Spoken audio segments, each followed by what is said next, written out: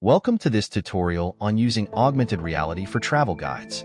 In today's video, we will explore how AR technology can enhance travel experiences by providing interactive and informative guides directly through our smartphones and AR glasses. Before we dive into the coding part, let's understand the concept of augmented reality and its relevance in travel. Augmented reality, or AR, overlays digital information onto the real world. Imagine walking down a historic street, and your AR-enabled device displays detailed information about the buildings, historical events, or even user-generated reviews, all in real time.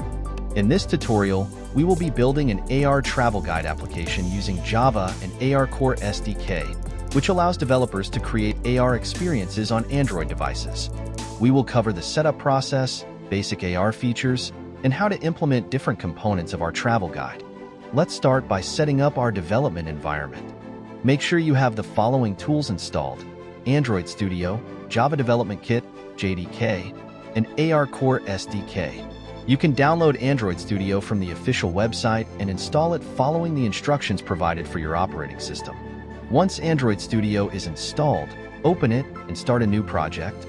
Choose Empty Activity as the project template. Now, let's configure our project to include the AR Core library.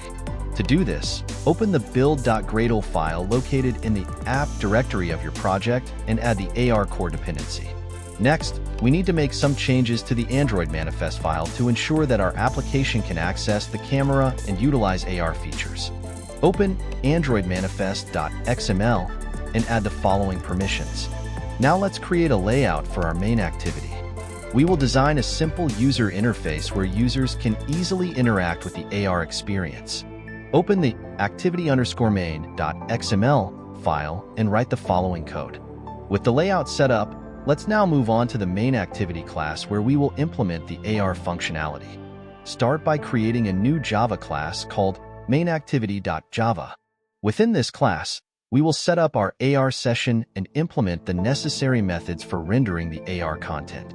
In the placeObject method above, we will implement the logic for adding a 3D object to the AR scene upon tapping on a detected plane. First, we should prepare a 3D model to use in our application. You can create your own 3D models or use free resources available online. The preferred format for AR Core is GLTF or OBJ. For this tutorial, I'll use a simple 3D model of a building. Next, we will load our 3D object using the SceneForm library. Add the SceneForm dependencies to your build.gradle file.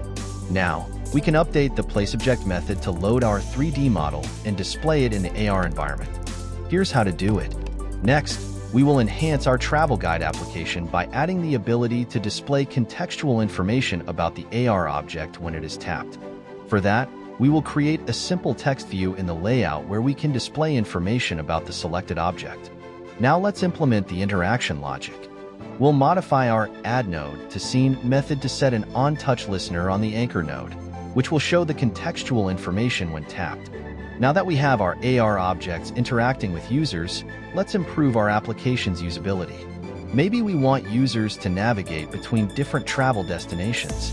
We can achieve this by creating a simple navigation menu with buttons to switch between destinations or even filter them based on categories. Once we have our buttons set up in the layout, we can code their functionalities in our mainActivity.java file to filter destinations according to the selected category. Now we should organize our AR objects based on the selected category. You may want to have different 3D models representing particular travel spots for both historical sites and nature spots. Leave the implementation of these methods to accommodate loading the respective models based on your application logic. As we approach the end of our tutorial, it's essential to test our application in a real-world scenario. Deploy the app to a compatible Android device and explore how it works in various locations. Make sure you have proper lighting and space for optimal performance. Remember, AR performance can greatly vary based on the device capabilities. To wrap up, we've covered creating a basic AR travel guide application using Java and AR Core.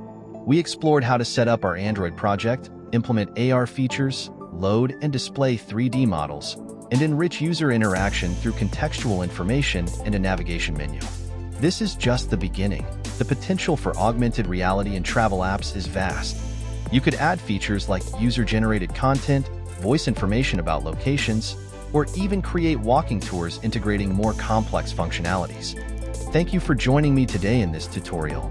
If you found this content helpful, please give it a thumbs up and subscribe to my channel for more Java and AR-related tutorials. If you have any questions or suggestions for future videos, feel free to leave a comment below. Safe travels and happy coding!